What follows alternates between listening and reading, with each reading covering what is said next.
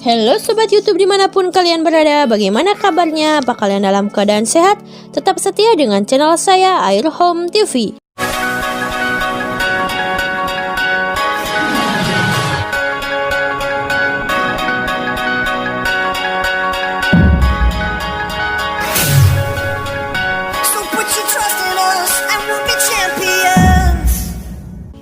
Arowana salah satu ikan yang populer di seluruh dunia.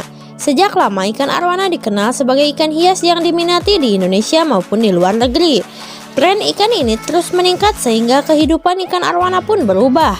Peningkatan tren tersebut mengakibatkan ikan arowana lebih banyak dipelihara di akuarium dan mulai sulit ditemukan di habitat aslinya. Pada kesempatan kali ini saya akan membahas panduan super lengkap cerahkan sisik ikan arowana super red. Namun sebelum ke pembahasan, jangan lupa tekan tombol subscribe, nyalain notifikasinya, dan sebarin ke sosial media kalian ya guys. Kita langsung ke pembahasan, cekidot. Ikan arowana merupakan spesies endemik Kabupaten Kapuas Hulu, Provinsi Kalimantan Barat yang telah dipopuler di pasaran internasional sebagai ikan hias yang mempunyai nilai ekonomis tinggi karena memiliki bentuk tubuh yang indah dan corak warna spesifik. Ciri khas ikan arowana adalah bentuk tubuh memanjang, ramping, dan memiliki gerakan renang yang anggun. Warnanya merah dan pada bibir bawahnya terdapat 2 buah sungut yang berfungsi sebagai sensor getar untuk mengetahui posisi mangsa di permukaan air. Persyaratan budidaya ikan arowana super red. Dalam mencerahkan sisik ikan arowana super red, jenis tanah yang cocok untuk digunakan dalam budidaya ikan arowana super red adalah liat berlempung. Tanah liat berlempung memiliki kemampuan untuk menahan air. Perlu memperhatikan kemiringan kolam untuk meminimalisir penumpukan kotoran, yaitu maksimal 1%. Sumber air yang digunakan untuk budidaya ikan arowana super red harus memenuhi standar hidup ikan arowana, baik segi kualitas, kuantitas, maupun kontinuitas. Ukuran kolam yang ideal berbentuk persegi panjang dengan ukuran minimal 10 x 10 meter persegi.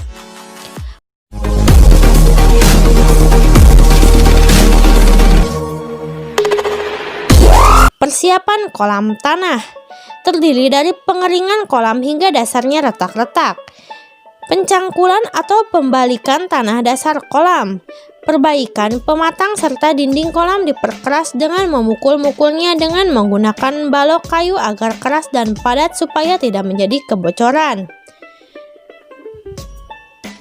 Pengapuran dengan dosis 50-100 gram per meter persegi dan pengisian air setinggi 100 cm.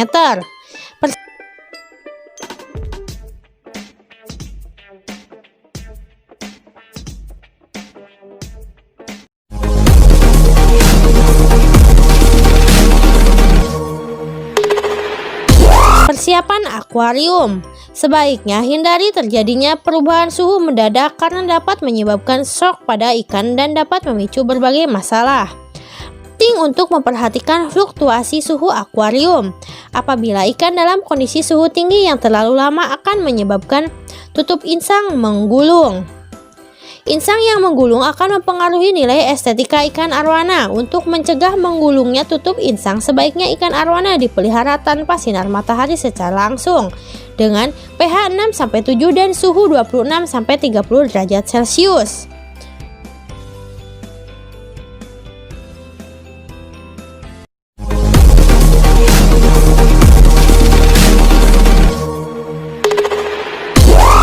Pakan ikan arowana.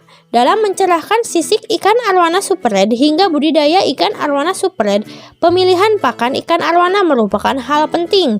Pakan ikan arowana yang disukai sebagai ikan karnivora adalah pakan hidup. Beberapa jenis pakan hidup yang disukai antara lain ikan hidup, udang segar, potongan daging ikan segar, serangga, ulat, cacing tanah, cacing darah, ulat Hongkong, dan kodok. Sebelum memberikan pakan ikan arowana dalam akuarium, sebaiknya dilakukan tindakan pencegahan untuk menghindari masuknya bibit penyakit. Pakan hidup yang perlu diwaspadai adalah yang berasal atau hidup di air seperti ikan hidup, kodok, dan udang. Tidak disarankan untuk memberi pakan hidup dalam keadaan mati. Untuk menghindari kontaminan bakteri patogen, sebaiknya bersihkan terlebih dahulu bagian tubuh pakan seperti kaki belakang kecoa, rostrum udang, dan bagian tubuh lainnya yang biasa melukai mulut ikan arwana. Usahakan frekuensi pemberian. Arwana yang mengalami kelebihan pakan dalam jangka lama akan kehilangan nafsu makan selama beberapa hari bahkan beberapa minggu.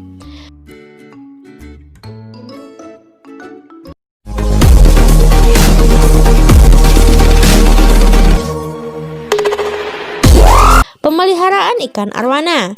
Sebagai ikan karnivora, arwana mengeluarkan kotoran dalam jumlah yang relatif banyak dengan kandungan unsur nitrogen tinggi. Oleh karena itu, kadar amonia, nitrit, dan nitrat dalam akuarium seringkali menjadi masalah. Penggantian air dilakukan untuk memperbaiki kualitas air yang telah menurun akibat banyaknya kotoran ikan. Oleh karena itu, dalam penggantian yang menggunakan sistem sipon atau menggunakan selang air, sekaligus untuk mengeluarkan sisa-sisa kotoran yang melekat pada kaca, penggantian air cukup dilakukan 2 atau 4 minggu sekali dan tidak perlu seluruh air diganti, tetapi cukup sejumlah 30-50% dari total air.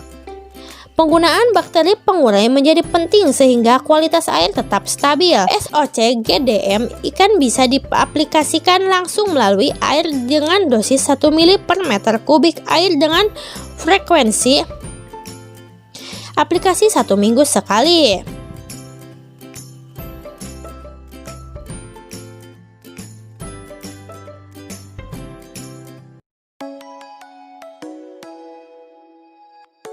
Oke, itulah pembahasan mengenai panduan super lengkap cerahkan sisik ikan arwana super red versi Air Home TV. Sekian video kali ini dan sampai jumpa di video-video selanjutnya.